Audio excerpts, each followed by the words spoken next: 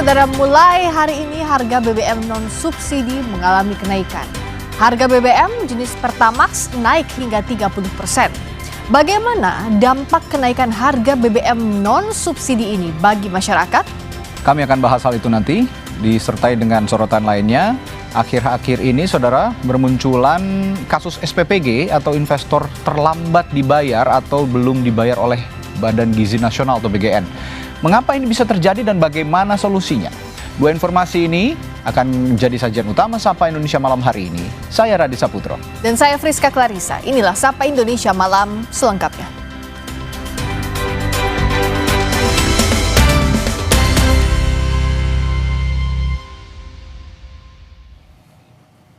Kita ke informasi pertama, saudara. Polisi dan warga terlibat bentrokan di Kabupaten Bone saat petugas mendampingi pengadilan negeri melaksanakan pengukuran objek lahan eksekusi.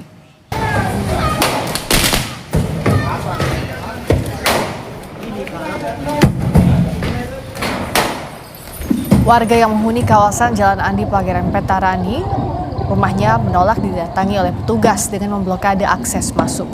Mereka membakar ban bekas serta merobohkan pohon untuk dibentangkan di tengah jalan. Situasi yang semula kondusif berubah tegang saat negosiasi antara warga dan petugas tidak mencapai kesepakatan. Aksi pelemparan batu hingga bom molotov pun terjadi.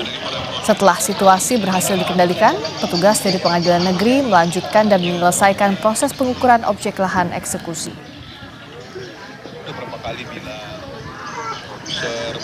Ada salah satu tokoh masyarakat yang di sini mengatakan bahwa saya mohon maaf kemudian karena saya terhasut ternyata bukan seperti ini. Saya bilang kalau sekarang ini saya cuma konstatasi, cuma memastikan bahwa ada dari pengadilan memastikan bahwa itu ada perubahan atau tidak dari putusan. Setelah itu, selain daripada itu tidak ada. Beliau mengatakan, masyarakat di sini mengatakan bahwa akan dibongkar, padahal nyatanya tidak ada yang kami bongkar satupun, tidak ada yang kami ganggu, rumah tidak ada yang kami ganggu, tidak ada yang kami angkat. Saudara, polisi tangkap seorang pria yang mencuri AC milik dua koperasi desa atau Kopdes Merah Putih di Boyolali, Jawa Tengah. Pelaku menyasar KDMP yang lokasinya jauh dari pengawasan warga. Kamera pengawas merekam pelaku mengendarai motor membawa hasil curian saat melintas di Jalan Solo Semarang, Kabupaten Boyolali, 21 Mei 2026. Dalam satu pekan, pelaku beraksi di dua lokasi berbeda, yakni Kopdes di Kecamatan Teras dan Kopdes di Kecamatan Nogosari. Barang yang dicuri yakni 4 buah outdoor AC atau kondensor AC. Pelaku kemudian menjual terpisah barang komponen bernilai dan mendapat keuntungan sekitar 3,2 juta rupiah. Menurut salah satu pengelola KDMP, kamera pemantau sudah terpasang namun tidak bisa menjangkau letak outdoor AC. Polisi kini masih memburu satu pelaku lain. Untuk mendapatkan keuntungan dengan cara dicuri dan lain-lain. Mungkin tentunya juga menjaga tersangka dibantu oleh satu rekannya dan rekannya saat ini masih status DPO. Tersangka dengan salah satu DPO ini melakukan kendaraan motor, kemudian memantau lokasi KDMP yang dirasa memang sepi dan jauh dari pengawasan, kemudian menentukan waktu di malam hari tentunya untuk merencanakan pencurian tersebut. Seorang mahasiswa di kota Semarang ditangkap polisi karena diduga menggadaikan puluhan sepeda motor milik temannya. Dari kejahatan ini, pelaku memperoleh lebih dari 130 juta rupiah. Modus pelaku diketahui menyewa sepeda motor milik korban dan menggadaikan kepada sejumlah orang tanpa seizin pemilik. Dengan nominal 5 juta hingga 10 juta rupiah per unit kendaraan. Dari hasil pengusutan, polisi menemukan 40 kendaraan milik korbannya yang digadaikan di Kendal, Demak, Semarang, serta Kabupaten Batang. Aksi pelaku dilakukan selama 3 bulan, di mana hasil penggelapan digunakan untuk memenuhi kebutuhan pribadi dan gaya hidup mewah.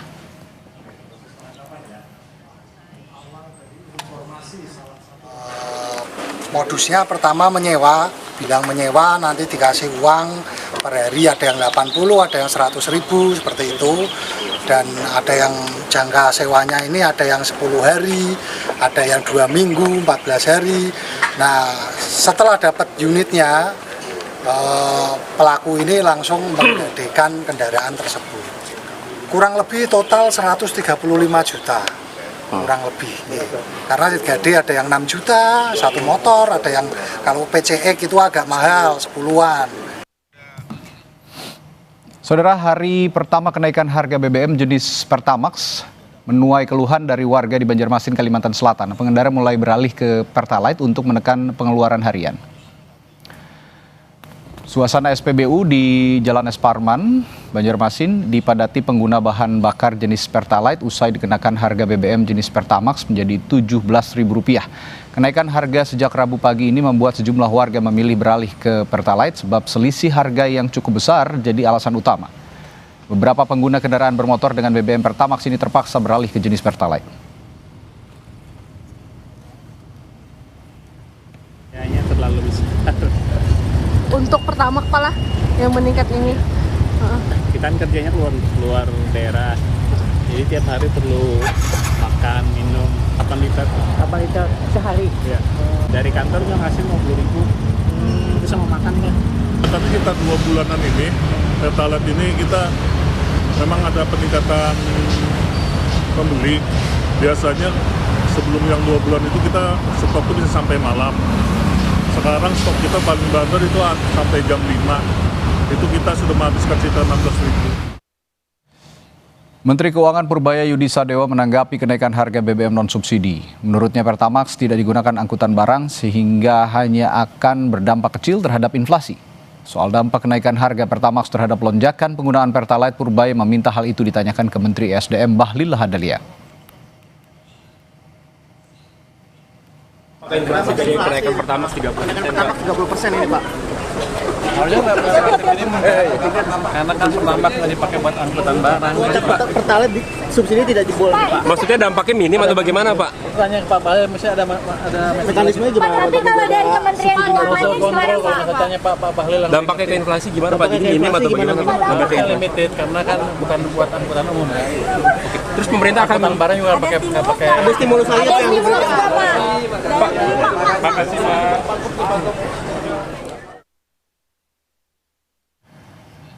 Pihak Pertamina menyebut penyesuaian harga Pertamax dilakukan berdasarkan evaluasi berkala dengan mempertimbangkan harga minyak dunia serta harga pasar keekonomian. Pertamina mengimbau masyarakat menengah ke atas untuk menggunakan BBM non-subsidi sesuai peruntukannya, agar kuota subsidi tetap dapat dinikmati oleh masyarakat yang berhak. Masyarakat juga diajak untuk lebih bijak dalam menggunakan energi di tengah dinamika harga energi global yang terus berubah.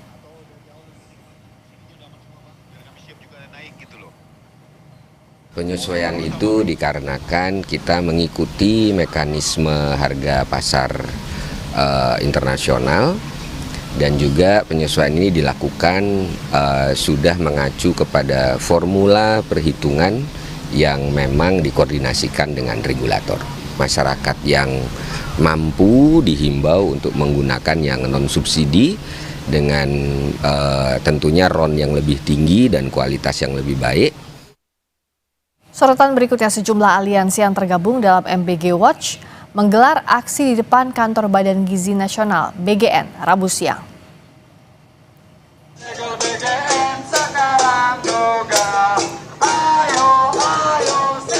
Masa aksi menempelkan sejumlah poster berisi kritik terhadap program makan bergizi gratis. Dalam orasinya, perwakilan pendemo menilai tata kelola program MBG yang perlu dievaluasi secara menyeluruh. Mereka pun memasang garis kuning di depan kantor BGN sebagai simbol tuntutan agar pemerintah melakukan pembenahan MBG.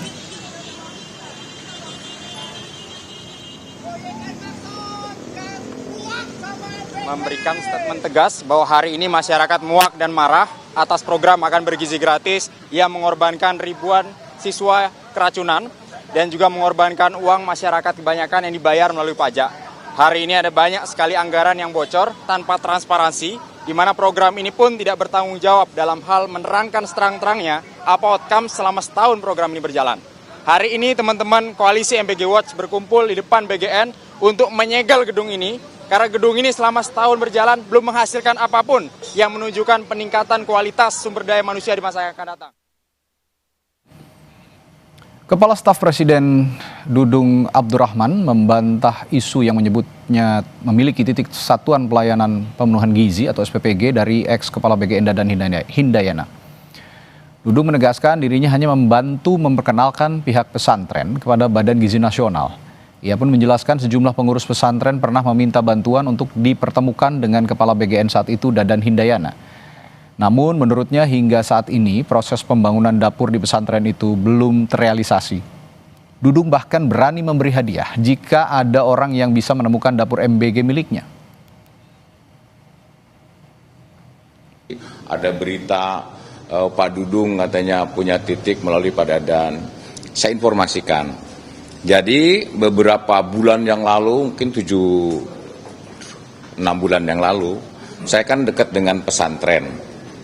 Ada pengurus-pengurus pesantren itu, ada Abah Junaidi, ada Ustadz Iskandar, itu menyampaikan kepada saya bahwa ada program memang pesantren ya, untuk sebagai sasaran penerima manfaat. Karena saya yang minta tolong kepada Dan itulah yang kemudian akhirnya bunyi seakan-akan Pak Dudung punya dapur. Kalau Pak Dudung punya dapur silakan cek, saya kasih hadiah nanti. Jadi nggak ada sama sekali saya punya dapur ya. Lagi ya, kalau ada yang menemukan dapurnya Pak Dudung, saya kasih hadiah. Harga Pertamax naik, bagaimana dampaknya terhadap masyarakat? Kita ulas usai jeda di Sapa Indonesia Malam.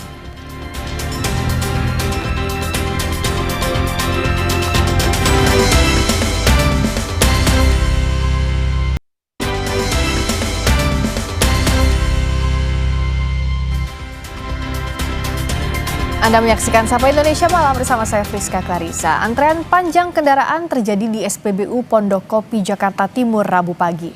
Antrean panjang kendaraan terjadi pada pengisian BBM jenis Pertalite imbas naiknya harga Pertamax. Banyaknya pemotor yang akan mengisi BBM Pertalite membuat pihak SPBU akhirnya membuka 3 jalur antrean agar tidak mengganggu lalu lintas di depan SPBU. Antrean panjang di jalur pengisian Pertalite ini terjadi sejak harga BBM Pertamax naik dari Rp12.300 menjadi Rp16.250 per liter. Beberapa pengendara motor yang awalnya hendak mengisi Pertamax mengaku terkejut dengan kenaikan harga ini dan akhirnya beralih ke Pertalite. Ya ini ngisi bensin tiba-tiba nggak tahu ini tiba-tiba naik. Biasanya 12.000 ngisi Pertalite, sekarang ngisi Pertamax 16.000. Oh, jadi beralih ke Pertalite jadinya nih Bang? Pertalite. Ya kaget kan. Orang baru kita belum tahu masalahnya, tiba-tiba udah langsung naik. Oh, langsung naik gitu. Oh, beralih ke Pertalite sih, kasih nama Pertalite sih. Jadi lama-lama ntar beralih ke Pertalite gitu Bang? Tetap Pertamax tapi dikurangin aja. Oh, dikurangin untuk pengisiannya. Ketua Komisi 11 DPR RI Muhammad Misbakun menilai kenaikan harga Pertamax akan memberikan tekanan terhadap inflasi. Terlebih pengguna Pertamax didominasi masyarakat umum dan bukan sektor industri, sehingga dampaknya terhadap harga barang dan jasa masih akan dikaji lebih mendalam. Menurut Misbakun, kenaikan harga Pertamax berpotensi terjadi pergeseran konsumsi ke BBM dengan harga yang lebih murah, sehingga pemerintah perlu menghitung kembali dampak terhadap masyarakat. Pasti kalau kenaikan BBM biasanya selalu akan diikuti dengan kenaikan inflasi pasti. Karena kan Pertamax ini kan lebih banyak dikonsumsi oleh masyarakat, bukan BBM industri yang biasanya memberikan tekanan yang paling berat itu kan adalah BBM industri. Sudah dilakukan penghitungan-penghitungan, nanti akan kita lihat impact-nya seperti apa. Pemerintah kan sempat melakukan penundaan, sudah didiskusikan, sedang lagi dilakukan. Selamat menunaikan ibadah sholat maghrib bagi Anda yang menjalankan khususnya di wilayah Jakarta dan sekitarnya. Sampai Indonesia Malam kembali, kami akan membahas soal per 10 Juni hari ini harga BBM non-subsidi mengalami kenaikan. BBM jenis Pertamax mengalami kenaikan terbesar dari Rp12.300 menjadi Rp16.250 per liter. Lalu bagaimana dampak kenaikan BBM non-subsidi ini kita akan bahas bersama Ketua Komisi 12 DPR RI Bambang Patijaya dan Ekonom Indef M. Rizal Taufikur Rahman. Pak Bambang, selamat malam. Malam, Mbak. Mas Rizal, selamat malam. Terima kasih sudah hadir. Selamat malam, Mbak. Ya, terima kasih sama-sama. Saya ke Mas Rizal dulu. Kita hampir semua masyarakat saat bangun tidur cukup kaget. Karena pas lihat, oh ini salah lihat atau enggak ya? Karena ternyata BBM non-subsidi jadi Rp16.250 per liter. Kenaikannya cukup signifikan 30%. Karenanya tidak heran ada reaksi yang muncul di masyarakat. Mas Rizal, sebenarnya apakah ini sudah jadi momen yang tepat dan keputusan yang tepat untuk menaikkan harga BBM non-subsidi, Mas? Ya, kalau kita lihat secara ekonomi ya, penyesuaian harga BBM non-subsidi ini adalah memang konsekuensi logis dari kenaikan biaya pasokan ya, akibat melemahnya nilai tukar rupiah, masih tingginya harga energi global. Tentu apalagi situasi rupiah yang sempat menembus 18.000 rupiah per US dollar, ditambah juga harga minyak dunia kan memang masih berada di level tinggi gitu, meskipun cenderung menurun, tetapi menahan harga terlalu lama justru akan memperbesar beban fiskal gitu ya, terutama di dalam mendistribusikan BBM non subsidi ini. Tapi kalau kemudian kita lihat dari efisiensi market, ya penyesuaian harga ini memang dirasa nampaknya perlu ya, tetapi harga domestiknya tentu akan cerminan dari biaya realnya gitu ya. Tapi kalau kemudian situasi kurs kemudian inflation imported, kemudian juga serta efisiensi market, maka kalau kemudian kita lihat dari perspektif ekonomi makro gitu ya, momentum kenaikan ini memang kalau saya katakan ideal ya belum ideal gitu ya. Karena mengapa? Karena daya beli masyarakat, pertama daya beli masyarakat ya, sekarang itu kan sedang fase melemah gitu ya, yang tercermin dari melambatnya konsumsi rumah tangga katakanlah, atau juga penurunan indeks keyakinan konsumen nih ya, dari 1, 2, 3 di bulan April ya, kemudian Mei kan turun gitu ya, itu juga mencerminkan itu. Kemudian juga mulai meningkatnya tekanan biaya hidup nih. Ya, ini juga saya kira menjadi cerminan itu. Nah, ketika kebijakan moneter juga sedang mengetat ya melalui kenaikan BI rate katakanlah, maka penyesuaian harga BBM ini bisa berpotensi ya memperkuat tekanan terhadap aktivitas ekonomi domestik. Misalnya kalau dari aspek BI rate katakanlah, maka kan tentu itu akan beban ya, atau juga biaya kredit juga akan naik gitu ya, terutama untuk kredit yang industri-industri yang padat karya, contohnya misalnya begitu ya. Nah itu termasuk juga harga BBM nih non subsidi yang pertama, kemudian tentu ini juga banyak konsumen terutama yang menengah gitu ya, dan ini akan beralih nih potensi ke Pertalite ini. Mas Rizal, kalau besarannya 30%, menurut Anda apakah tepat langsung naik 30% atau semestinya ada tahapan tertentu sampai ke angka 30%? Ya, besaran kenaikan memang menunjukkan selama beberapa waktu harga BBM non subsidi ini karena ditahan kan cukup panjang gitu ya, di bawah harga keekonomian kalau saya melihat begitu ya. Jadi ketika biaya impor meningkat akibat depresiasi rupiah katakanlah dan juga kenaikan harga minyak, maka pemerintah maupun Pertamina tentu akan memilih menyerap sebagian tekanannya agar inflasi tidak terlalu melonjak ya, melakukan besaran ini. Tapi kalau kemudian memang angka ini kalau kita lihat angkanya gitu ya, lebih mencerminkan akumulasi penyesuaian yang ditunda dibandingkan dengan kenaikan biaya dalam 1 bulan terakhir ya. Sehingga ada namanya price adjustment backlog gitu, atau penyesuaian harga yang tertunda. Nah, sehingga ketika ruang fiskal dan ruang korporasinya semakin sempit, maka terjadi penyesuaian. Akhirnya dilakukan sekaligus dalam jumlah yang besar. Nampaknya gitu ya. Ya. Nampaknya begitu. Nah, kalau kita melihat tadi ada akumulasi penyesuaian sampai ke angka 30% sekarang. Pak Bambang melihat di tengah kondisi yang tidak ideal, apakah ini memang jalan keluar yang paling tepat saat ini? Saya pikir pemerintah sudah memikirkan banyak hal ya. Bahwa pertama kenaikan BBM non subsidi ini kan ini kali yang kedua. Ya. Awal April kemarin sempat naik, tetapi hanya untuk RON yang 98, kemudian juga untuk golongan solar yang yang standar yang tinggi seperti DEX ataupun DEX Lite kan seperti itu. Nah, jadi saya tadi bertanya kepada Dirjen Migas, ini bagaimana pertimbangan pemerintah?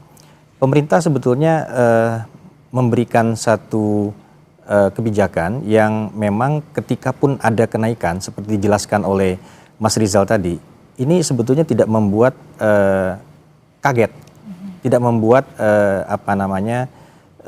situasi menjadi tidak pas seperti itu. Kita tahu walaupun ini adalah merupakan BBM non subsidi, ya, artinya ditujukan kepada masyarakat yang mampu, tetapi juga jangan membebani sekaligus seperti itu.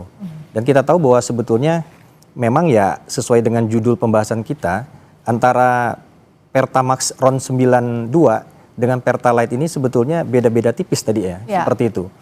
Karena sebetulnya yang RON 92 ini kan ya masyarakat kelas menengah ya. Dan memang kekhawatiran kita seperti tadi dibahas oleh Mas Rizal itu apakah ada pergeseran nantinya seperti itu. Nah, saya pikir semua hal sudah dihitung. Tadi saya juga berbicara dengan Kepala BP Migas ya, Bapak Wahyudi Anas. Saya bertanya, ini terkait dengan kuota Pertalite kita seperti apa? Karena beralih ke Pertalite. Ya, kita harus hitung-hitung seperti itu.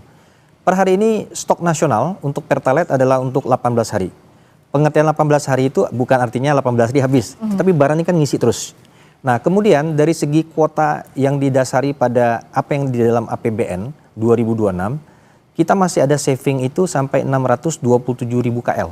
Sampai dengan per kemarin ya 8 Juni. Ini laporan dari BP Migas.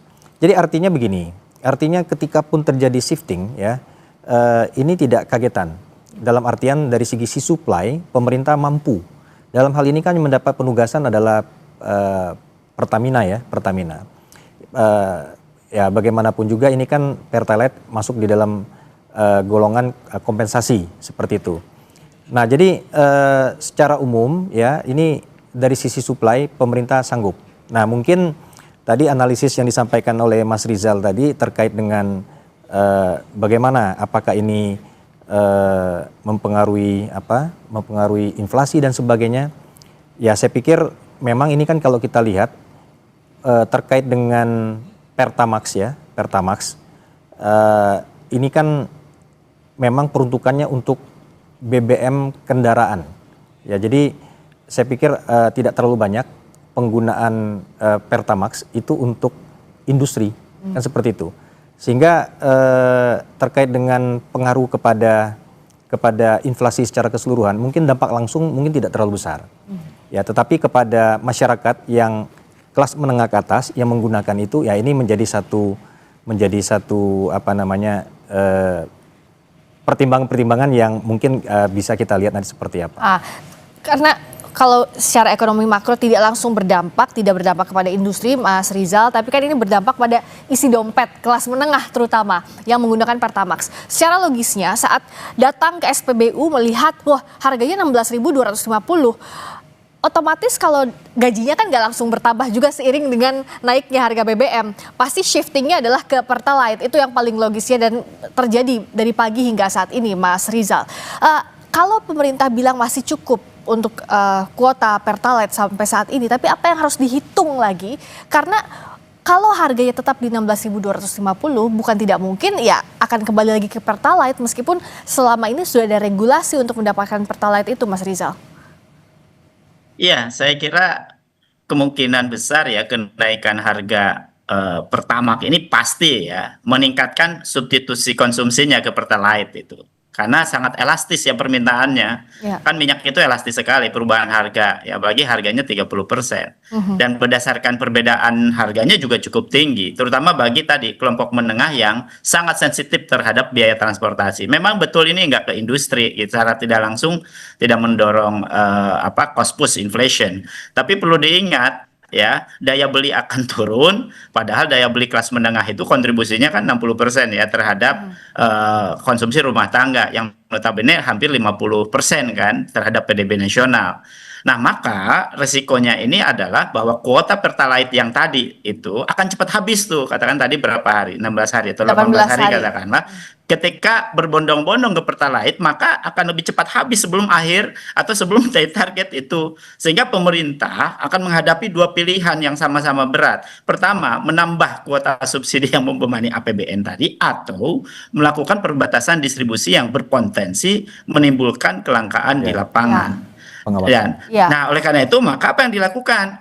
Maka pemerintah harus memperkuat apa tadi, digitalisasi distribusi, ya, atau juga tentu mekanisme yang tepat sasaran, katakanlah ya kalau bicara subsidi ya, melalui apa, sistem pencatatan kendaraan dan pembelian yang akurat. Tapi tentu di lapangan kan tidak mudah gitu ya, apa dengan barcode Pertamina atau bagaimana ya, dan juga memperkuat pengawasan agar subsidi ini tepat sasaran. Ya, melalui apa, dan juga meningkatkan pengendalian penyalahgunaan tadi BBM subsidi oleh kendaraan yang sebenarnya mampu membeli BBM non subsidi. Jadi ini menjadi penting nih terkait dengan mekanisme ada shifting dari Pertamax ke Pertalite itu. Ya. Gitu. Pengawasannya gimana Pak Bambang artinya? Ya, jadi kan begini, sebetulnya yang terkait dengan produk subsidi dan kompensasi, jadi baik biosolar maupun Pertalite, ini kita sudah melakukan digitalisasi itu secara menyeluruh se-Indonesia sejak 2025. Jadi selama proses waktu berjalan ini kan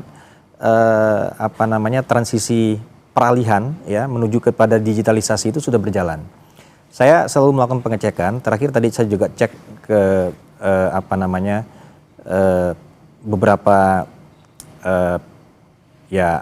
orang Pertamina ya di bagaimana situasi lapangan, bahwa sekarang hampir semua SPBU se-Indonesia itu sudah menggunakan digitalisasi dengan menggunakan barcode untuk pengisian Pertalite dan juga biosolar.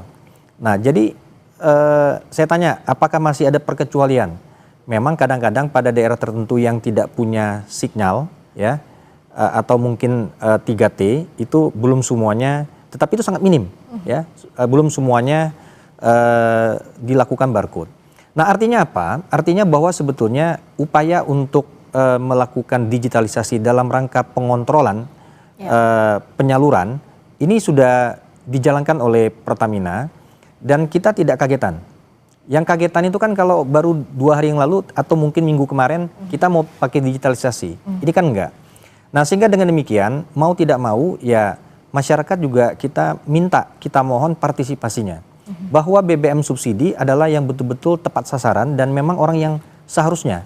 Nah, jangan misalkan dalam proses pengajuan barcode, orang itu menggunakan, mobilnya mobil Honda Accord misalnya, tapi ingin ngisi Pertalite, diuruskan barcode, kan tidak cocok. Sesuai dengan kemampuan. Tapi yang jadi permasalahan berikutnya seperti yang tadi kita bahas, ini kan masuk ke dompet kelas menengah yang selama ini jadi tulang punggung untuk konsumsi rumah tangga. Nah, bagaimana yang bisa dilakukan agar kelas menengah ini tidak semakin tertekan? Tampaknya kelas menengah ini harus banyak mengerti kondisi sehingga banyak menanggung. Karena itu apa yang bisa dilakukan agar daya beli, daya konsumsinya ini tidak serta-merta menurun dengan kebijakan ini? Sesaat lagi kita bahas di Sapa Indonesia Malam.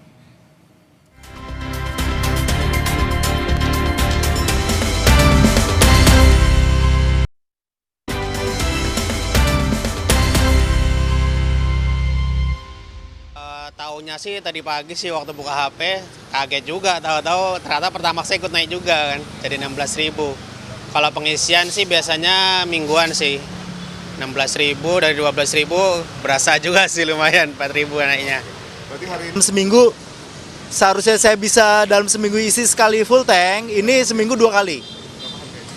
Kalau yang dulu full tank itu pada 12.000, Pertamax 12.300, sekarang Pertamax 16.800 sangat jauh sekali dan mobilitas terganggu.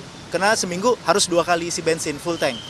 Kan kalau misalnya saya Pertalite gak bisa, saya suka isi Pertamax. Dan saya jarak jauh kan dari rumah ke tempat kerja. Mohon untuk pemerintah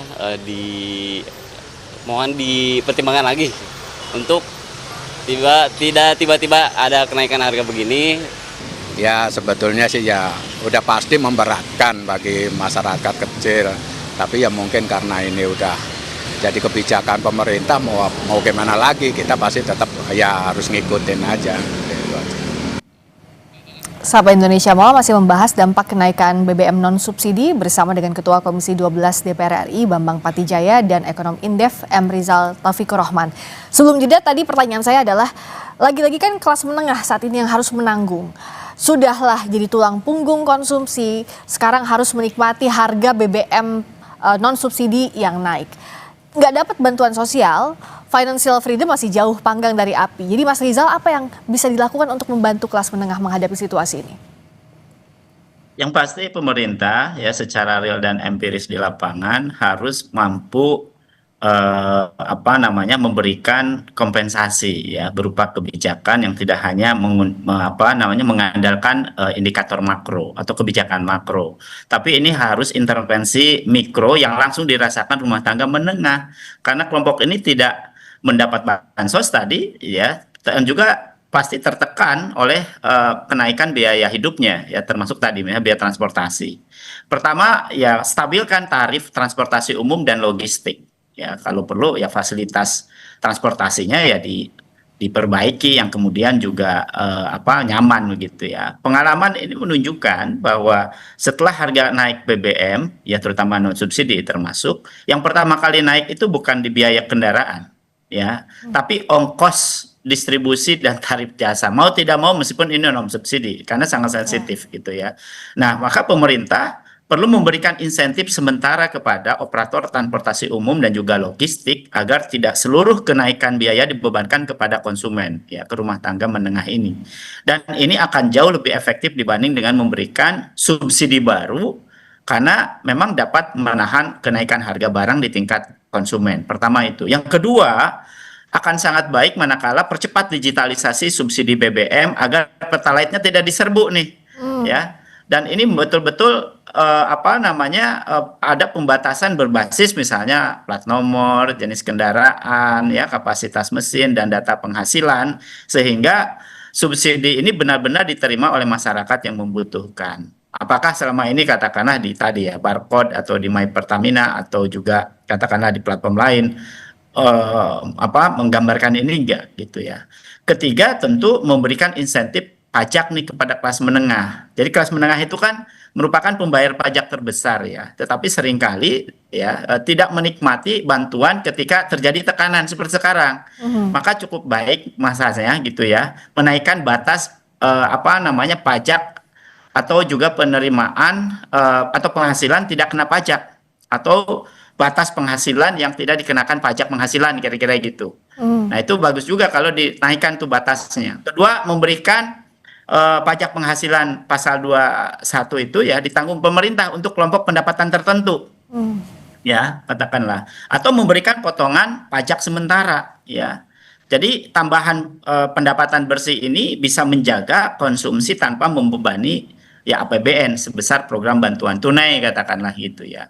Atau misalnya perkuat operasi pasar pangan ya, yang notabene ini tentu juga sangat membebani ya biaya life cost-nya masyarakat gitu. Ya bukan karena kenaikan BBM itu sendiri, karena tentu kan pemerintah juga harus memastikan katakanlah stok pangan gitu ya. Dan untuk apa? Yang menjaga inflasi ya pangan agar jauh lebih efektif ya di dalam melindungi daya beli dibandingkan dengan menahan harga BBM saja gitu. Nah, itu saya kira ya. Jadi yang terakhir mungkin akan sangat baik ya, meskipun bottleneck-nya luar biasa gitu, menciptakan lapangan kerja dan jaga upah real. Jadi dalam jangka panjang cara terbaik melindungi kelas menengah bukan dengan memperbanyak subsidi gitu ya atau insentif, tapi meningkatkan income. Nah, bagaimana mempercepat investasi padat karya, ya proyek-proyek infrastruktur yang menyerap tenaga kerja, hilirisasi industri, dan juga pengembangan sektor manufaktur yang notabene bisa memberikan kenaikan di pendapatan real, ini justru akan tumbuh lebih cepat ya daripada percepatan inflasinya. Nah, jadi harapannya kenaikan BBM akan jauh lebih mudah diserap atau dikendalikan gitu. Nah, kalau dalam kondisi seperti ini kan wajar ada pro dan kontra karena banyak kelas menengah misalnya tidak menyiapkan kondisi seperti ini. Sebenarnya pendekatan holistik yang harus dilakukan pemerintah dalam waktu dekat ini apa sih Pak Bambang kalau menurut Anda? Yang pertama tentu pemerintah juga ingin mengurangi beban yang sekarang dipikul oleh Pertamina. Kita harus fair ya. Jadi rata-rata per bulan ini kan Pertamina harus keluar sekitar 15 miliar US dollar untuk pengadaan BBM, baik itu crude maupun produk. Jadi saya pikir dari situasi seperti ini pemerintah sudah cukup berhati-hati dalam rangka memikirkan juga Pertamina yang mendapat penugasan, ya. Dan dari situasi yang ada ini kita juga melihat bahwa pemerintah juga sebetulnya mendorong transisi energi ini dapat lebih cepat terjadi dalam hal electric vehicle. Nah sebetulnya kelas menengah yang mohon maaf yang mungkin masih punya saving mungkin mulai berpikir bagaimana untuk mengurangi beban operasional seperti itu. Jadi dari situasi yang ada ini memang ya kita mendorong transisi energi dipercepat. Kemudian yang kedua kita mendorong juga partisipasi masyarakat di dalam mulai melakukan penghematan di dalam mengkonsumsi energi, baik itu BBM dan seterusnya seperti itu. Jadi sehingga dengan demikian secara umum beban terhadap yang ditimbulkan dari persoalan energi ini dapat berkurang, ya seperti itu. Dengan demikian ya kita berharap secara makro ekonomi kita tetap baik. Tapi dalam kondisi seperti ini, Mas Rizal belum bisa dilakukan karena tadi misalnya satu aspek aja transportasi umumnya juga belum mumpuni. Itulah kenapa konsumsi BBM kelas menengah masih tinggi sampai sekarang ya, Mas Rizal? Iya betul. Justru menurut saya kelas menengah itu sebenarnya kan networknya bagus, resource-nya bagus, well educated biasanya gitu ya. Ya sebenarnya diberikan beberapa insentif, katakanlah misalnya ya biaya transportasi yang selama ini misalnya memberatkan, ya tarif tol katakanlah kan pengguna biasa menengah gitu ya.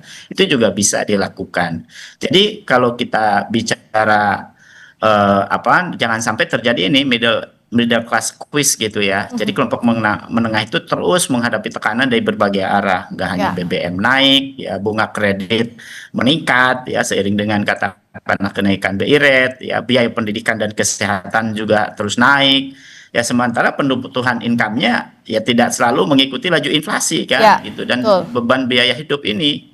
Nah sehingga kondisi ini kan kalau berlangsung lama, ya pasti mereka akan mengurangi konsumsi. Bayangkan kalau rumah tangga menengah mengurangi konsumsi, daya beli turun, maka apa yang terjadi ya? Maka tentu akan konsumsi rumah tangga ya menekan terhadap pertumbuhan ekonomi. Karena penggerak utama konsumsi domestik Indonesia adalah di kelas menengah gitu. Ya, dan Pak Bambang sebagai wakil rakyat juga apa yang harus masyarakat siapkan dalam kondisi seperti ini? Apakah masih harus kita mewaspadai misalnya ada penyesuaian harga lagi, harga-harga kemungkinan naik agar bisa bertahan dalam kondisi seperti ini, apa yang bisa dilakukan? Jelas penghematan tadi yang saya sampaikan bahwa kita melihat program pemerintah yang mendorong misalkan work from home atau work from anywhere. Saya pikir ini menjadi satu pilihan di dalam bagaimana kita mengurangi biaya pergerakan masyarakat itu sendiri. Ya, jadi kita optimalkan perkembangan teknologi dunia digital karena sekarang ini kan yang namanya WiFi itu rata-rata speednya cukup baik. Kemudian berbagai macam aplikasi untuk meeting-meeting itu secara daring dapat dilakukan. Kemudian juga pekerjaan bisa dilakukan di mana saja pada saat ini. Ya mungkin itu salah satu cara untuk mensiasati bagaimana menekan biaya di dalam transportasi. Oke. Seperti itu.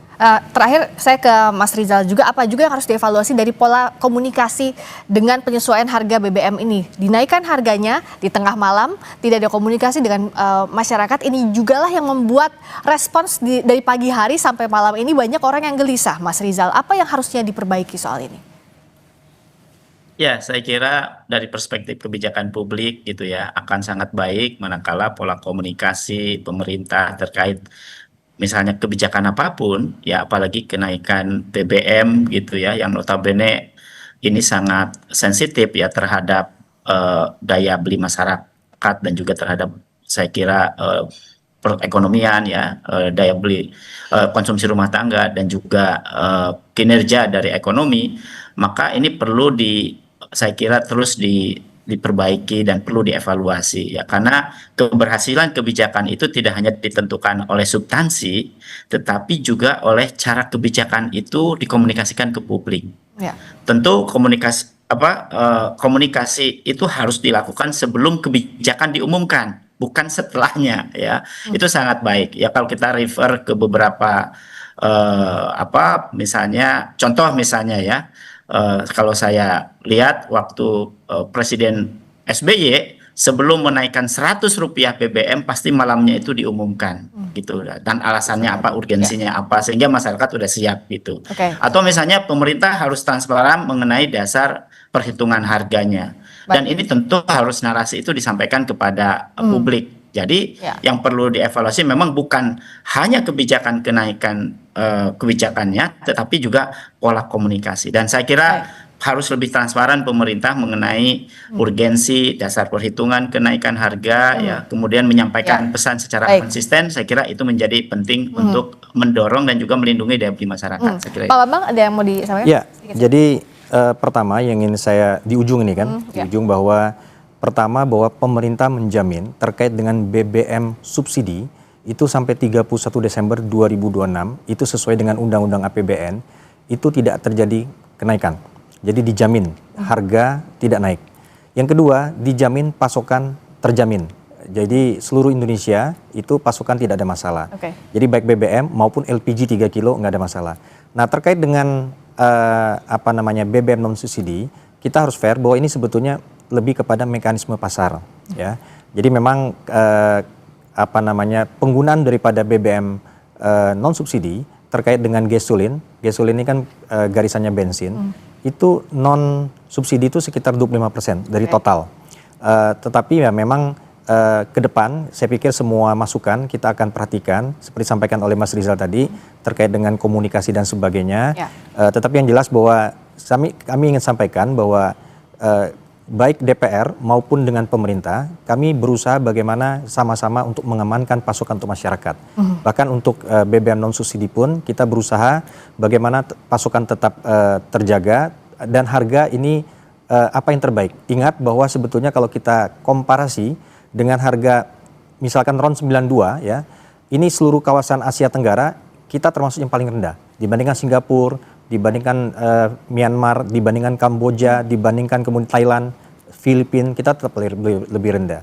Artinya apa? Pemerintah tetap berusaha menjaga terjadi suatu harga yang fair bagi masyarakat, terutama yang non subsidi. Seperti disampaikan oleh Mas Rizal tadi di awal, ya sebenarnya kalau mau ngomong terbuka, harga saat ini Pertamax 92 ya, RON 92 ini tetap sebetulnya di bawah harga keekonomian karena pemerintah berusaha ngepres. Dan kita ya apresiasi lah kepada Pertamina yang saya pikir cukup optimal di dalam bagaimana mengamankan pasokan. Ya. Sekarang pasokan harus dijamin aman, berikutnya daya beli masyarakat juga ini yang harus dijaga. Itu hal-hal yang memang kita harus perhatikan secara holistik. Terima kasih Pak Bambang Patijaya, Ketua Komisi 12 DPR RI. Terima kasih juga Mas Rizal, M. Rizal Taufikur Rahman, ekonomi sudah hadir di Sapa Indonesia Malam. Terima kasih banyak. Terima kasih Mas. Terima kasih Mbak. Terima kasih banyak Pak. Berikutnya saudara, kami kembali dengan sorotan lainnya dari Timur Tengah. Konflik Timur Tengah kian panas karena Iran dan Israel kembali saling serang. Israel seolah mengabaikan permintaan Donald Trump yang meminta saling serang dihentikan karena menyulitkan proses negosiasi. Sementara Iran dan Amerika Serikat tetap saling membalas. Lengkapnya usai jeda di Sapa Indonesia Malam.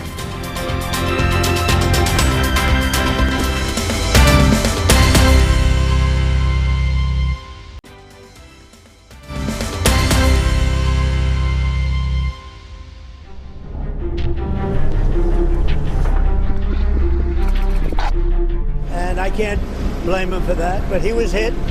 He hit back, and now they've called it quits. So they're gonna just leave each other alone for another week or something.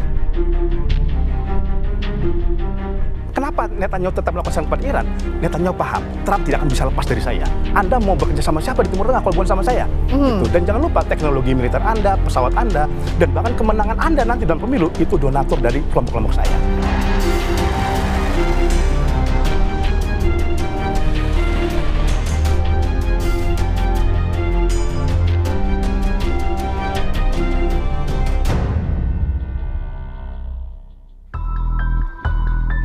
Negosiasi tak menentu, situasi di Timur Tengah justru semakin panas.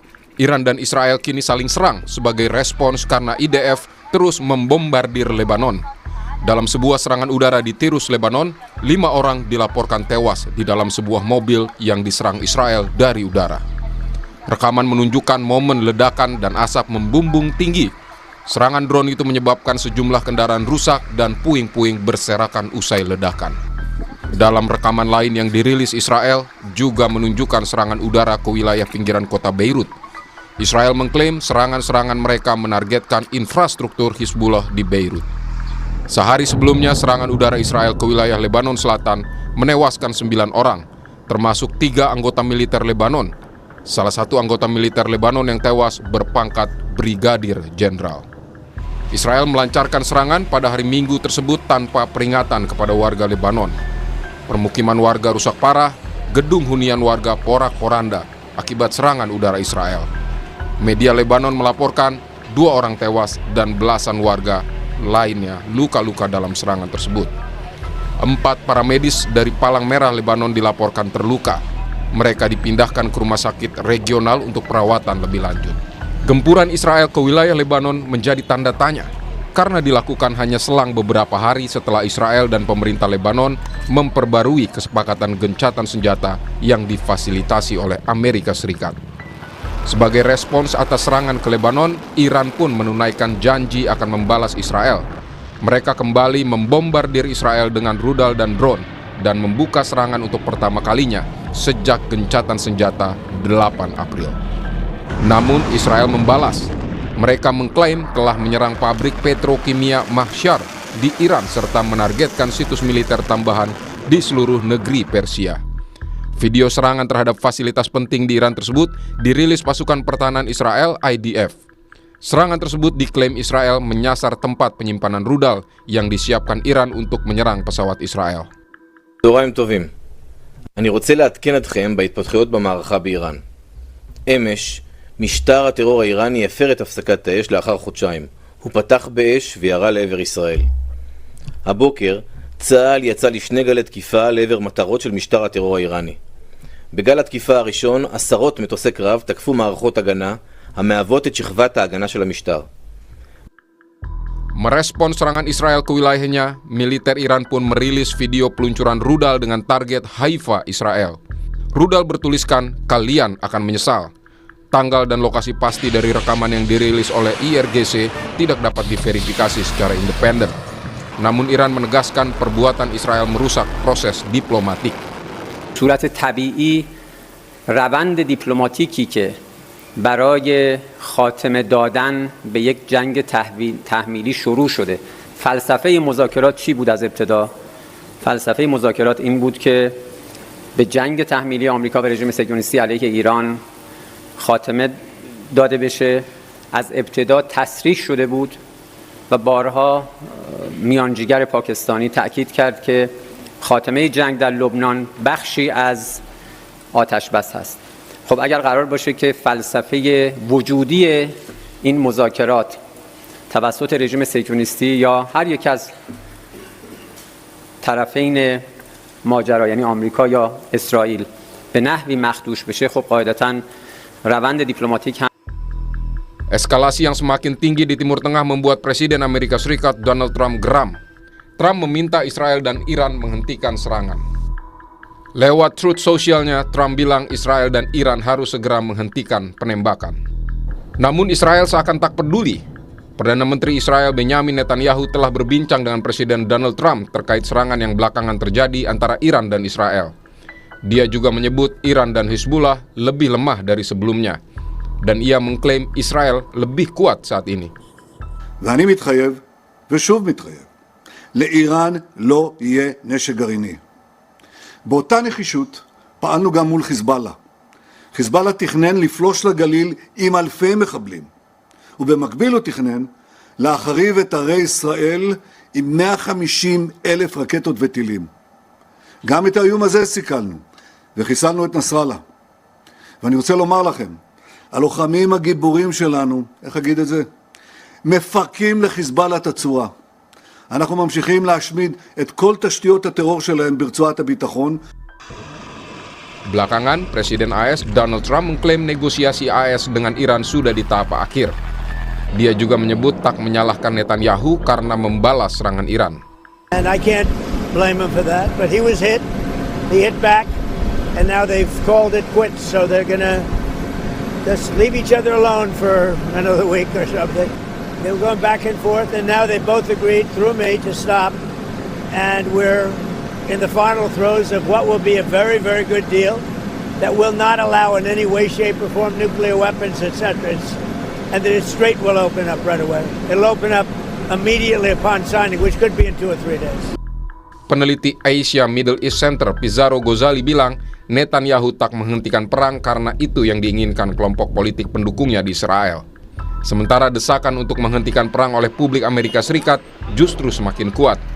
Namun Netanyahu paham bahwa Trump tak akan meninggalkannya. Netanyahu menghentikan perang, dia kalah di Israel. Ya. Karena kita ingat 27 Oktober itu batas akhir, Israel harus menggelar pemilu legislatif seperti itu. Dan tuntutan dari para partai-partai koalisinya Netanyahu, pendukung-pendukung Netanyahu, dia harus terus melakukan peperangan bersama Hizbullah dan Iran karena sampai sekarang itu belum bisa ditaklukkan. Jadi tujuan keamanan itu belum tercapai oleh Israel. Padahal itu jualannya di pemilu nanti kan? Iya, ini yang bisa dia jual. Tapi sebaliknya Trump, kalau dia memperpanjang perang, dia justru nanti akan kalah di Amerika Serikat, gitu ya. Karena sekarang kerugiannya saja, kalau kita lihat itu 100 miliar US dollar. Kemudian harga ekonomi juga melonjak naik dan tuntutan-tuntutan publik Amerika Serikat ini harus berhenti perang. Jadi kita bayangin ini ada perbenturan kepentingan nih. Satu pengen terus perang karena dia ingin menang dalam pemilu, yang satu pengen berhenti perang akhirnya menang pemilu gitu. Ini kemudian terjadi deadlock. Tapi kan problematikanya, Trump itu nggak punya pilihan. Dia mau sekutu sama siapa di Timur Tengah? Gitu. Dia nggak punya lagi sekutu sekarang di Timur Tengah. Saudi udah mulai melipir, kemudian Qatar udah mulai tidak percaya, Oman saja sekarang sudah takut-takutan. Maka kenapa Netanyahu tetap melakukan serangan kepada Iran? Netanyahu paham, Trump tidak akan bisa lepas dari saya. Anda mau bekerja sama siapa di Timur Tengah kalau bukan sama saya? Gitu. Dan jangan lupa teknologi militer Anda, pesawat Anda, dan bahkan kemenangan Anda nanti dalam pemilu itu donatur dari kelompok-kelompok saya. Pengamat intelijen dan keamanan UI, Stanislaus Rianta menduga serangan Israel ke Iran bagian dari exit strategi AS dan sudah direstui Amerika Serikat. Tapi sebenarnya saya pernah menyampaikan juga di Kompas TV bahwa dugaan saya nanti salah satu exit strategi dari Amerika untuk pergi dari Iran adalah menyerahkan perangnya kepada Israel.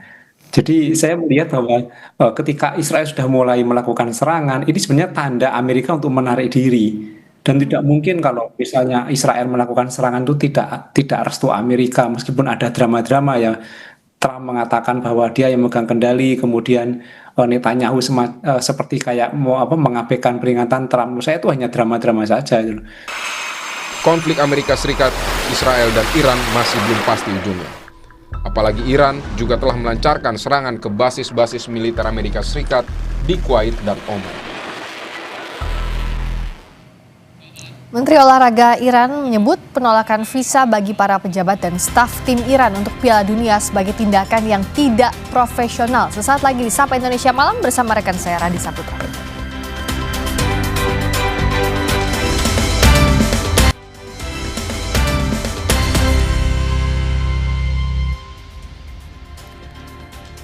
Saudara, ada berita dari gelaran Piala Dunia 2026. Menteri Olahraga Iran Ahmad Donyemali merespons kabar penolakan visa bagi para pejabat dan staf tim Iran untuk tampil di Piala Dunia. Donyemali menyebutnya sebagai tindakan yang tidak profesional. Menurut Donyemali, hambatan-hambatan yang sudah ada sejak awal dinilai sama sekali tidak profesional. Menteri Olahraga Iran itu juga menuntut agar fasilitas tuan rumah kelas atas disediakan dengan catatan Amerika Serikat harus memastikan kondisi yang baik bagi tim negaranya.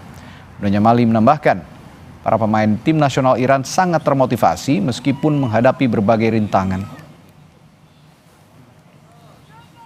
شکنی‌ها که خب از ابتدا بوده و به هر صورت کاملا رفتار غیر حرفه‌ایه و حتما شما بهتر از من میدونید که این رفتارها مختص ایران نیست. شما خیلی از کشورها با کشور میزبان مشکل دارن و الان اعتراضات خیلی زیادی از طرف کشورهای مختلف. Tak cuma pemain atau anggota tim Piala Dunia, wasit juga ada yang ditolak masuk Amerika Serikat. Wasit asal Somalia, Omar Artan, sebelumnya sudah tiba di Miami, tetapi ditolak masuk di bandara meski sudah mengantongi visa. Somalia adalah salah satu dari hampir 40 negara yang dikenai pembatasan perjalanan baru di bawah kebijakan penegakan imigrasi yang ketat dari pemerintahan Presiden Amerika Serikat Donald Trump. waxay ku dhacday Umar arrintaanu Umarna wuxuu leeyahay dhacdada adduunka koobkan dhaha dhacdada koobka adduunka inuu ka qayb galo waxa uu lahay si dadka kale ay waayeen marka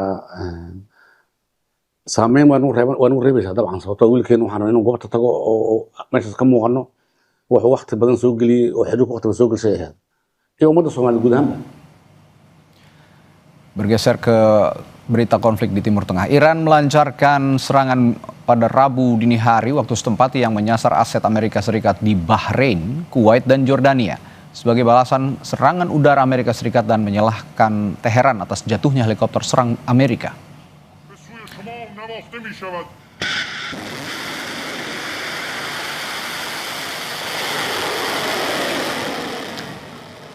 Iran mengakui serangan di sekitar Bandar Abbas dan Pulau Qasem, tetapi tidak memberikan rincian tentang kerusakan yang terjadi. Diplomat Iran mengatakan pasukan militer asing di dekat wilayahnya berada dalam risiko konstan dan bersumpah bahwa akan ada tanggapan terhadap serangan baru AS. Sebelumnya Komando Pusat Amerika Serikat CENTCOM mengumumkan jet tempur dari Angkatan Udara dan Angkatan Laut AS melakukan serangan di Iran, menargetkan pertahanan udara, stasiun kontrol darat, dan situs radar pengawasan.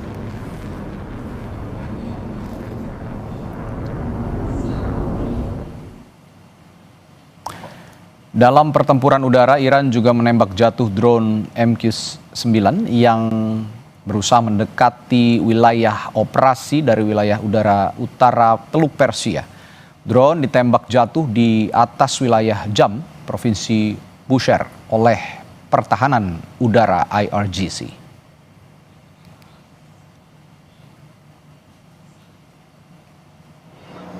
Presiden Amerika Serikat Donald Trump mengungkap penyebab jatuhnya helikopter tempur Apache Amerika Serikat di dekat Selat Hormuz. Di dekat Selat Hormuz ini ditembak oleh militer Iran. Trump berjanji akan membalas serangan itu.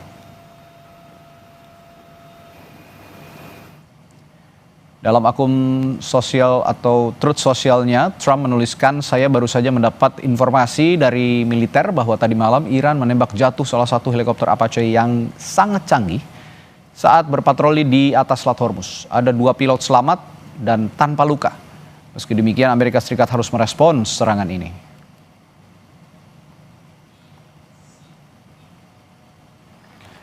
Presiden Amerika Serikat Donald Trump menyatakan negosiasi dengan Iran belum terhenti. Namun Trump menegaskan blokade laut tidak akan dicabut selama kesepakatan belum tercapai. Awal pekan ini Israel dan Iran terlibat saling serang dan Trump mengaku sudah memperingatkan Perdana Menteri Israel Benjamin Netanyahu agar tidak menyerang Iran lagi. Tetapi peringatan itu tampaknya tidak dihiraukan.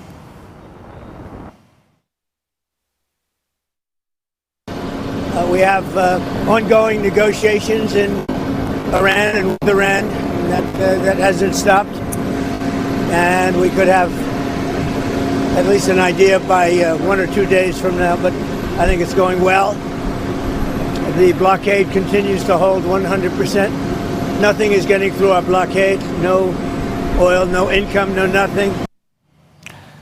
Lagi-lagi tata kelola MBG atau makan bergizi gratis kembali menjadi sorotan. Kali ini mandeknya pembayaran ke dapur MBG mengakibatkan program tidak berjalan dengan baik. Kami hadirkan ulasan dan perbincangannya setelah jeda di Sapa Indonesia Malam.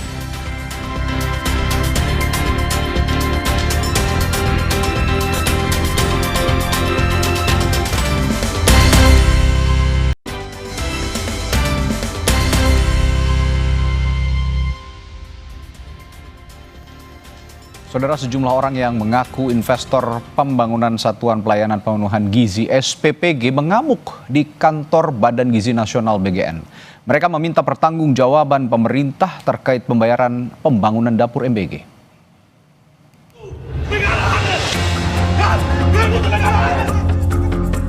Di lobi kantor BGN Jalan Kebon Sirih, Menteng, Jakarta Pusat, seorang pria mengamuk saat dihadang petugas keamanan. Ia meluapkan kemarahannya dan mendesak agar dapat bertemu kepala BGN yang baru, Nani Esdeang. Selama 7 bulan, kawan-kawan dari daerah kami butuh negara hadir. Kami butuh negara hadir. Sementara itu, 2 orang lainnya yang mengaku datang dari Sumatera Utara memblokade pintu gerbang kantor BGN. Mereka menagih janji pemerintah untuk pembangunan dapur MBG yang sudah mereka biayai dengan uang pribadi. Itu kemarin dari tanggal 12 bulan 3 ke dapur Narumonda. Habis itu bulan 3. Iya. Terus tanggal 14 bulan 3. Ya, sampai hari ini nggak dibayar. Terhitung di ibu aja udah berapa kali? 120 juta. 120 juta. Berapa sih kerugian yang dialami? 97, namun sudah 3 kali saya ke sini tapi tidak ada hasil. Sementara ongkos dari sana ke sini aja sudah berapa ya?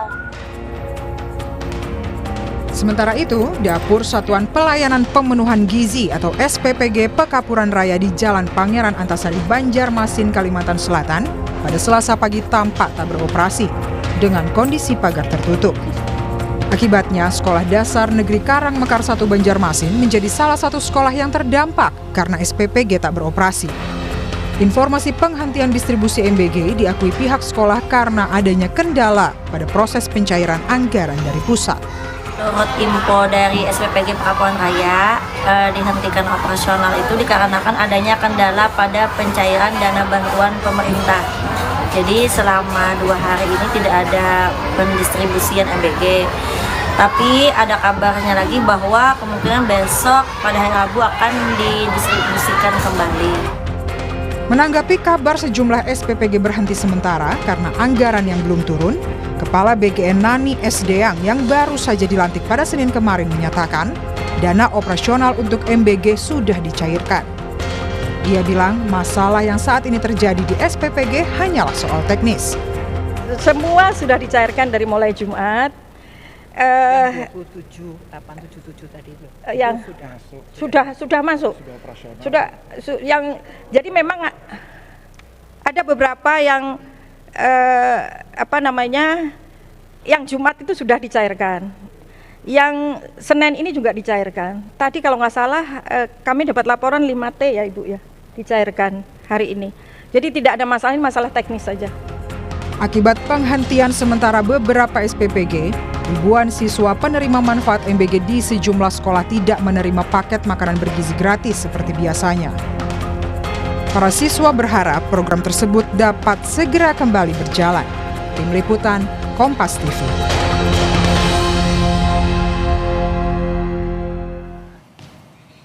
Kepala Staf Kepresidenan Dudung Abdurrahman mengungkap adanya dugaan penggelembungan sejumlah titik Satuan Pelayanan Pemenuhan Gizi atau SPPG dalam program makan bergizi gratis.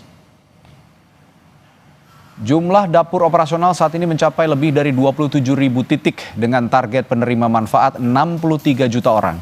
Namun berdasarkan perhitungan kapasitas ideal, jumlah dapur seharusnya kurang dari angka tersebut. Kondisi ini memunculkan dugaan adanya penggelembungan titik dan insentif. Penerima manfaat ini sekitar 63 juta. Ya. Kalau satu dapur saja ini misalnya 3.000, berarti sebetulnya hanya 22.000, tidak 27.000. Nah yang 5.000-nya ini kemana? Kan begitu kan? Yang terjadinya yang akhirnya yang harusnya 3.000 menjadi 1.500. Akhirnya pembesaran. Tetapi yang 1.500 itu dikasihnya tetap 6 juta. Ya per harinya. Nah ini yang terjadi penggelembungan. Sehingga nantilah itu proses hukum lebih lanjut lah ya. Saudara, sejumlah aliansi yang tergabung dalam MBG Watch menggelar aksi di depan kantor Badan Gizi Nasional BGN pada Rabu siang.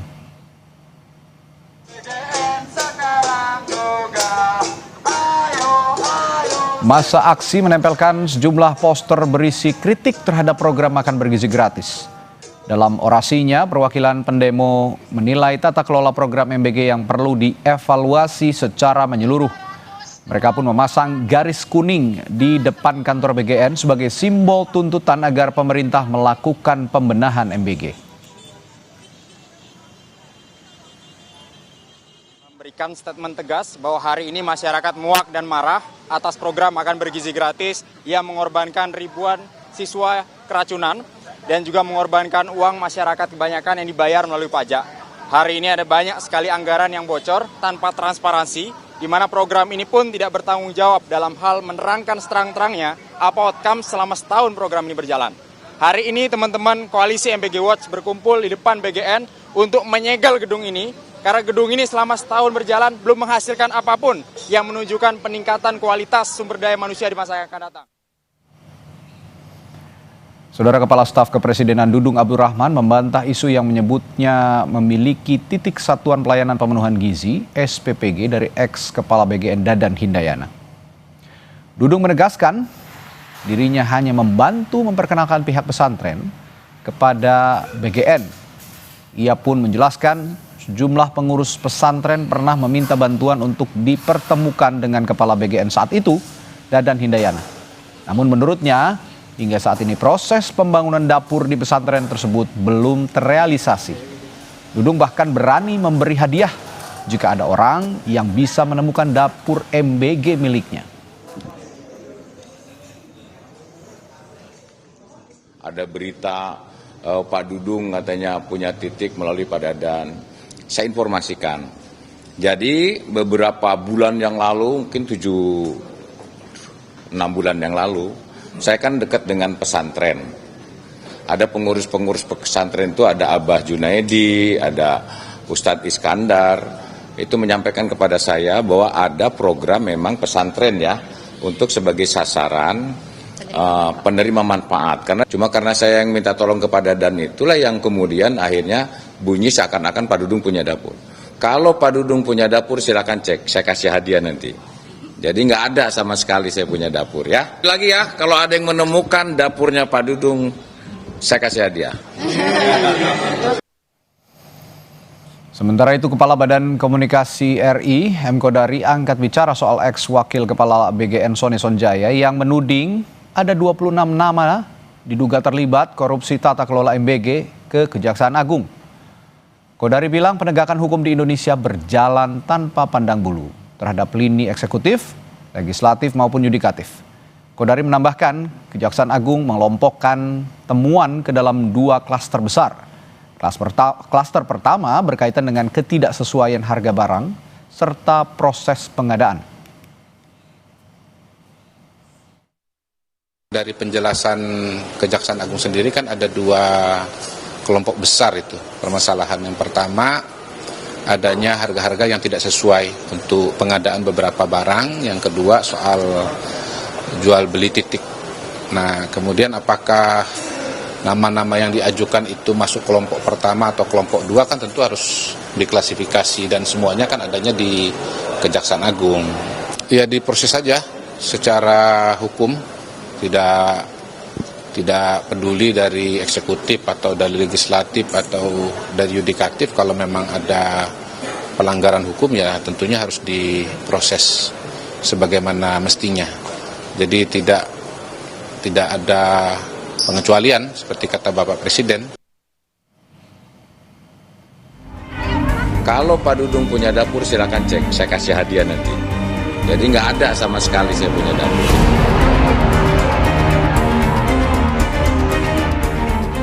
Bola panas dugaan korupsi tata kelola makan bergizi gratis kian melebar usai salah satu tersangka, Sony Sanjaya, lewat pengacaranya menuding ada orang besar di balik kasus ini.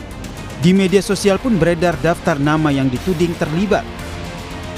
Respons pun datang dari sejumlah pejabat usai namanya disebut dalam daftar yang beredar di media sosial. Kepala Staf Kepresidenan, Dudung Abdurrahman, secara tegas membantah keterlibatan maupun kepemilikan titik dapur MBG yang kini bermasalah. Tidak main-main, Dudung menantang publik membuktikan tuduhan itu dan menjanjikan hadiah jika klaim tersebut benar. Pak Dudung katanya punya titik melalui Pak Dadan. Saya informasikan. Nah, saya yang minta tolong ke Pak Dadan itulah yang kemudian akhirnya bunyi seakan-akan Pak Dudung punya dapur. Kalau Pak Dudung punya dapur silakan cek, saya kasih hadiah nanti. Jadi nggak ada sama sekali saya punya dapur ya. Jelas ya rekan-rekan sekalian. Kasus korupsi di tubuh BGN yang menyeret 3 pimpinannya dinilai karena kelemahan pengawasan tata kelolanya. Koalisi MBG Watch mengatakan sudah sejak awal mereka mengendus potensi korupsi karena pengadaan MBG yang tidak menggunakan skema e-katalog. MBG Watch pun mendesak pemerintah segera memberlakukan moratorium untuk melakukan audit secara menyeluruh terhadap penggunaan anggaran dan juga programnya. Mengapa harus menggunakan mitra yayasan gitu ya? Kenapa tidak menggunakan skema pengadaan barang dan jasa melalui e-katalog lokal kalau memang mau menghidupkan UMKM lokal begitu? Maka yang perlu diperbaiki saat ini adalah tentu moratorium dan juga rombak total program makan bergizi gratis. Dalam konteks moratorium, Mas, tidak hanya tidak menambah dapur, tapi hentikan dulu programnya. Hentikan dulu programnya 10 hari, 20 hari, 30 hari dan seterusnya begitu. Kemudian lakukan audit secara menyeluruh. Kasus korupsi tata kelola MBG ini kian melebar setelah mantan wakil BGN sekaligus tersangka utama, Sony Sanjaya, mengatakan ada sedikitnya 26 nama tokoh besar dari lingkaran eksekutif, legislatif hingga organisasi yang dituding terlibat dalam kasus korupsi ini. Ada 26 dan lain-lainnya lebih banyak ya. Jadi saya bilang sistem untuk digital terhadap titik-titik MBG ini, dapur ini ada di tangannya Pak Sony, sehingga Pak Sony akan menjelaskan ini diambil oleh siapa, ini diambil oleh, jadi nama-nama itu diperiksa. Saat ini Kejaksaan memecah penyidikan menjadi 2 klaster besar. Klaster pertama fokus pada ketidaksesuaian harga barang serta proses pengadaan, sementara klaster kedua membidik praktik langsung jual beli surat perintah penyediaan dapur MBG. Publik kini menunggu ketegasan Kejaksaan untuk membongkar tuntas 2 klaster korupsi ini. Tim Liputan, Kompas TV.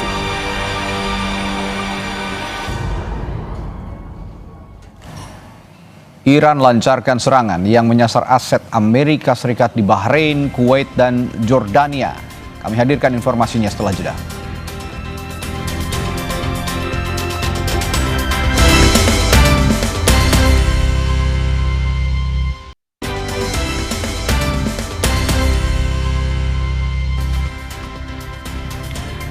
Saudara, Iran melancarkan serangan pada Rabu dini hari waktu setempat yang menyasar aset Amerika Serikat di Bahrain, Kuwait, dan Jordania sebagai balasan serangan udara Amerika Serikat yang menyalahkan Teheran atas jatuhnya helikopter serang Amerika.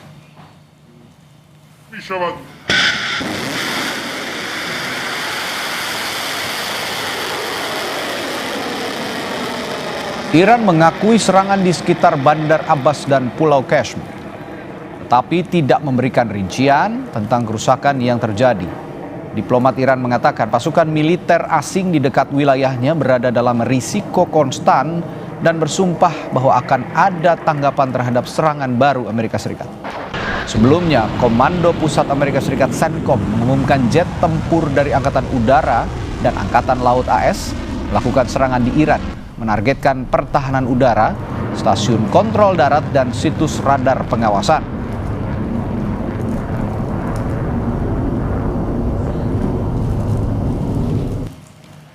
Dalam pertempuran udara, Iran juga menembak jatuh drone MQ-9 yang berusaha mendekati wilayah operasi dari wilayah udara utara Teluk Persia.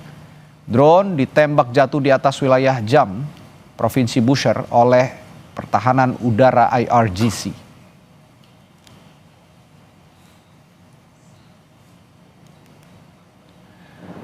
Presiden Amerika Serikat Donald Trump mengungkap penyebab jatuhnya helikopter tempur Apache Amerika Serikat di dekat Selat Hormuz dan ditembakkan oleh militer Iran. Trump berjanji akan membalas serangan itu.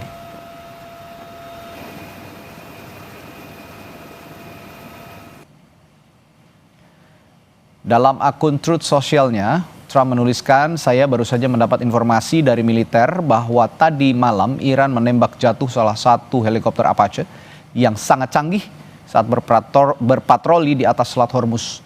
Ada 2 pilot selamat tanpa luka. Meski demikian, Amerika Serikat harus merespons serangan ini," kata Trump.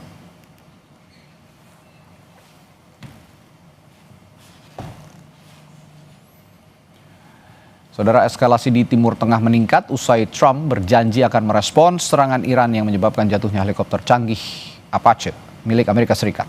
Lalu, apakah intensitas serangan ditingkatkan AS dan Iran dan menciptakan konflik atau perang baru?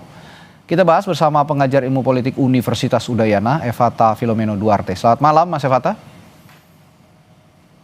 Selamat malam, Mas. Ya, kalau kita menilik runtutan peristiwanya ya, bahwa Apache milik Amerika Serikat ditembak jatuh, yang diklaim oleh Amerika Serikat ditembak jatuh oleh Iran. Lalu Teheran juga membalasnya dengan menyerang aset-aset Amerika Serikat di Kuwait, Jordan, dan juga Bahrain. Dan Amerika bertekad untuk membalasnya kembali. Nah, apakah membalas serangan ini justru memunculkan konflik baru di tengah negosiasi, Mas Evata? Baik, pertama bahwa memang helikopter Apache Amerika Serikat ini biasanya rutin ya melakukan upaya untuk mengincar kapal cepat dan juga drone. Ya. Yang selama ini jadi salah satu bagian dari operasi militer Amerika Serikat. Nah, tiba-tiba hal tersebut terjadi adalah penyergapan yang dilakukan dengan menggunakan drone kamikaze dan juga lebih teknisnya menggunakan drone Shahed 136 Iran ya. Nah, ini tentu kalau kita baca sebenarnya bukan tabrakan biasa, melainkan satu taktik ya, low tech but deadly gitu. Jadi kita bisa melihat bahwa ada yang memanfaatkan kelemahan ya radar Apache terhadap target-target kecil dan lambat. Kita tahu memang Apache sangat luar biasa canggih, tetapi dalam waktu yang cukup singkat hal tersebut ternyata sulit juga untuk diantisipasi oleh helikopter tersebut. Dan yang cukup menarik adalah ternyata kedua pilot tersebut selamat ya dalam kurang lebih ya 2 jam ya. Dan ini membuktikan bahwa ada juga upaya operasi penyelamatan yang sangat cepat dilakukan oleh Amerika Serikat. Dan akhirnya Amerika Serikat malah melakukan serangan balas ya dengan dalih upaya bela diri. Nah, ini merupakan tanggapan yang dianggap oleh Amerika sangat proporsional. Ya, 3 target utama yaitu di provinsi Hormozgan ya, dan juga Pulau Qesem ya, Pulau Qesem ini menjadi salah satu titik ya paling kritis yang dijaga oleh Iran gitu. Salah satunya di sana ada sistem pertahanan udara, radar, dan juga pusat kendali darat mereka begitu. Dan kalau ditanya apakah nanti ini akan mempengaruhi situasi diplomasi ke depan, ya tentu saja. Ini membuktikan bahwa sebenarnya Iran juga merasa bahwa diplomasi jenis apapun yang dilakukan dengan Amerika Serikat tidak membuahkan hasil. Dan serangan yang dilakukan oleh Israel juga harus dibalas oleh Iran begitu. Maka tekanan-tekanan yang dilakukan dari kedua belah pihak sebenarnya malah mempersulit negosiasi, dan negosiasi tersebut tampaknya nanti akan condong kepada agresi-agresi militer yang lebih besar. Baik. Nah, kalau melihat balasan serangan Iran ke aset-aset Amerika Serikat yang berada di Kuwait, Bahrain, dan juga Jordania, menurut Anda ini apakah menunjukkan kekuatan regional atau memprovokasi lebih lanjut atau sekedar pertahanan biasa? Ya, tentu sebenarnya yang dilakukan oleh Iran dalam upaya pembalasan mereka adalah mau melihat batas-batas toleransi Amerika Serikat ketika wilayah-wilayah atau pangkalan-pangkalan sekutu mereka itu diserang begitu.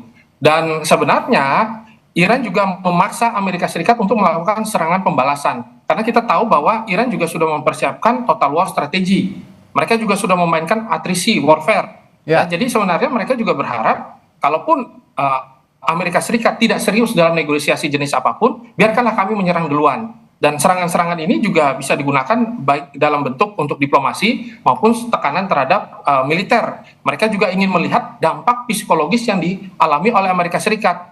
Kalau misalkan opsi Samsonic ya, jadi kita tahu bahwa Samson itu ketika meruntuhkan diri, dia akhirnya meruntuhkan satu kastil tersebut. Nah, ini adalah operasi bunuh diri yang sebenarnya sangat-sangat ditakuti oleh Amerika Serikat. Sebenarnya Amerika Serikat inginnya deeskalasi. Kita tahu bahwa Donald Trump ingin segera memenangkan perang ini dan dia mendapatkan simpati publik. Akan tetapi dalam kondisi-kondisi seperti ini, ya hal-hal yang diinginkan oleh Donald Trump malah tidak terjadi. Itu yang ditekan oleh Iran. Dan Iran tahu bahwa dia tidak jam kompas untuk melakukan negosiasi. Iran bisa kapan saja melakukan negosiasi, sedangkan Donald Trump tidak bisa, ditambah tekanan publik yang cukup kuat, dan ada faktor yang lain bahwa ternyata ada pecah koalisi antara Amerika Serikat dan Israel. Ini malah memperburuk situasi, dan kata-kata Donald Trump bahwa ia mengendalikan situasi tidak terjadi. Oke. Nah ini yang menarik. Saya ingin pertanyaan selanjutnya juga soal Israel yang seperti Anda singgung barusan. Belakangan ini kan sebenarnya Amerika Serikat agak tone down ya terhadap konflik di Timur Tengah ini, terutama dengan Iran. Tapi malah Iran dan Israel yang memanas begitu ya dengan serangan Iran ke Israel, dan juga Israel menyerang Lebanon Selatan, sekutu dari Iran sendiri begitu. Nah, yang ingin saya tanyakan, dengan posisi Israel sekarang di eskalasi yang meningkat kembali antara Iran dan Amerika Serikat saling serang ini, apakah ada koordinasi tersembunyi antara Amerika Serikat dan Israel melawan Iran, atau bagaimana menurut Anda posisi Israel sekarang ini? Baik, memang untuk menghitung Israel kita tidak bisa melepaskan bahwa Israel adalah koalisi utama ya, baik secara militer, diplomatik dan lain sebagainya. Amerika Serikat tidak mungkin meninggalkan Israel. Akan tetapi dalam kondisi seperti ini, kita juga harus melihat bahwa Israel bukanlah negara bagian ke-51 dari Amerika Serikat. Dan Israel selalu mengatakan bahwa mereka mampu untuk melakukan serangan unilateral, serangan untuk membela diri mereka. Maka kalau ditanya lebih dalam secara real politik, ada juga data bahwa Amerika Serikat ke depan akan menguncurkan kurang lebih 3,8 miliar US dollar ya, yang nanti masih disepakati di Kongres begitu, nanti akan diberikan kepada Israel untuk memperkuat militer mereka, dan nanti akan dalam waktu dekat dicarikan 1,5 dulu. Nah, kalau misalkan kita hubungkan dari sisi politik ya, terus dengan kondisi real fakta lapangan, memang ternyata keduanya memainkan peran yang berbeda tetapi pada satu tujuan yang sama. Amerika Serikat harus melakukan deeskalasi karena secara politik mereka rugi, tetapi kita tahu bahwa ada pemindahan dana dan juga pemindahan senjata sekitar ratusan ton. Dan operasi-operasi militer, baik secara upaya untuk pendudukan darat di Lebanon, terus di beberapa wilayah-wilayah yang lain, bahkan juga mereka mempersenjatai milisi Kurdi. Ini kan tanda bahwa sebenarnya Israel akhirnya memainkan posisi Amerika yang kemarin sudah dimainkan oleh Donald Trump dan gagal begitu. Maka kedua belah pihak ini sama-sama esensinya adalah mengurangi kapasitas daya serang dari nuklir, serang dari Iran itu sendiri, dan juga mengurangi nuklir dari Iran. Nanti kedepannya akan ke sana. Oke, bicara soal deeskalasi tadi yang Anda sebutkan, dan juga upaya Donald Trump meraih popularitas di negaranya Amerika Serikat, mengingat Amerika Serikat sedang pemilu sela begitu ya, untuk segera memenangkan perang ataupun mencapai perdamaian dengan pihak-pihak yang berkonflik dengan Amerika Serikat. Nah, kira-kira omongan Trump atau pembicaraan Trump yang mengatakan bahwa 2-3 hari ke depan kita akan mencapai perundingan yang hakiki, perundingan yang mencapai kata sepakat. Anda optimistis dengan omongan yang dibicarakan oleh Donald Trump ini? Baik, dalam level politik jenis apapun ya, bagi saya level politik yang semakin menuju masyarakat adat, itu yang namanya nilai-nilai etika itu dijaga. Semakin real ya, semakin naik sampai di level kenegaraan, biasanya etika publik dan lain sebagainya, etika komunikasi itu tidak dijaga lagi begitu. Karena yang muncul di sana adalah kepentingan. Maka sebenarnya Donald Trump ini mencoba memanipulasi ya situasi yang sesungguhnya begitu.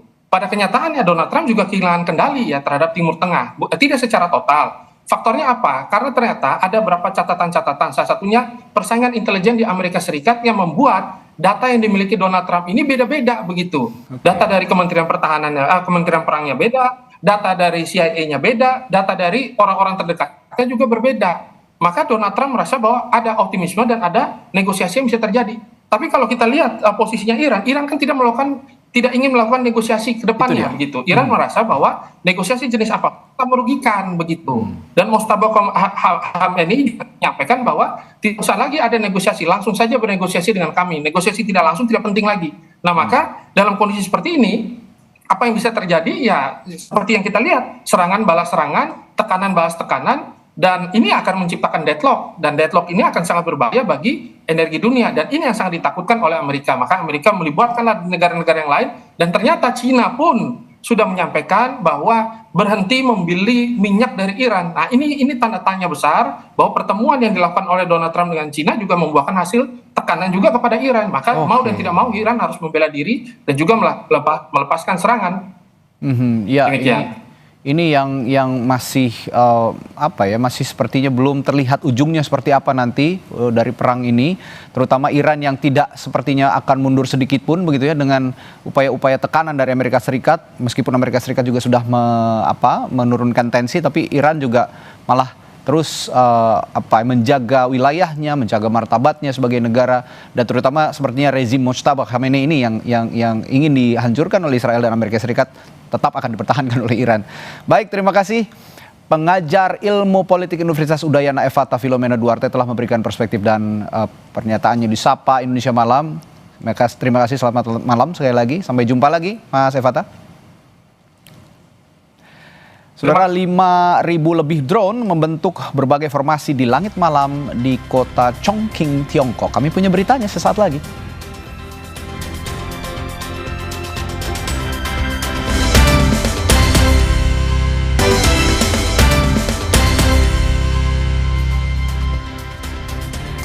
Masih di Sapa Indonesia Malam, Saudara, hakim menjatuhkan vonis berbeda kepada 4 terdakwa kasus penyiraman air keras terhadap aktivis Andri Yunus. Vonis hukuman penjara mulai dari 1,5 hingga 3 tahun dan ada juga yang terkena sanksi pemecatan tidak dengan hormat akibat terbukti bersalah. Laboratoris nomor 1665, seluruh apakah penasihat hukum apakah para terdakwa? 4 terdakwa secara sah dan meyakinkan dinyatakan bersalah melakukan penganiayaan dengan perencanaan terlebih dahulu. Sersan 2 Edi Sudarko divonis 3 tahun penjara dan pidana tambahan dipecat. Letu Budi 2 tahun 6 bulan penjara dan pidana tambahan dipecat. Sementara Kapten Nandala dan Letnan 1 Samilaka divonis 2 tahun dan 1,5 tahun penjara. 1665, seluruh apakah penasihat hukum apakah para terdakwa? Ya. Silakan penasihat hukum. Beralih ke berita menarik dari mancanegara, Saudara, pertunjukan drone yang indah menandai dimulainya Forum Inovasi Media Global di Chongqing, Tiongkok. Sebagai bentuk animasi, diperagakan ribuan drone di atas langit malam kota. Lebih dari 5.000 drone menerangi langit malam di atas kota Chongqing, Tiongkok. Pertunjukan berskala besar itu menandai dimulainya Forum Inovasi Media Global kelima yang diselenggarakan China Media Group dan pemerintah kota Chongqing. Rekaman menunjukkan drone cahaya membentuk berbagai macam animasi seperti burung, panda menaiki kereta, bunga, dan pemandangan kota.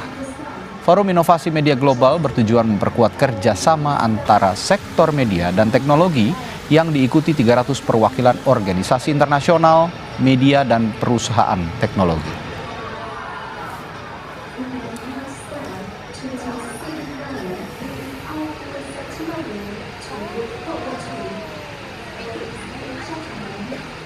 Saudara, informasi tadi jadi penutup Sapa Indonesia Malam hari ini. Saksikan analisis tajam dan rangkuman drama perburuan tahta tertinggi dalam sepak bola dalam Sapa Amerika setiap hari mulai 11 Juni hingga 20 Juli 2026 di program-program unggulan Kompas TV. Dan terima kasih Anda telah menyaksikan program Sapa Indonesia Malam hari ini. Perbaharui terus informasi Anda di Kompas TV dan siapkan air mineral dengan kemurnian optimal yang pasti murni sejuknya. Saya Radi Saputro. Dan saya Friska Clarissa. Selamat malam, sampai jumpa.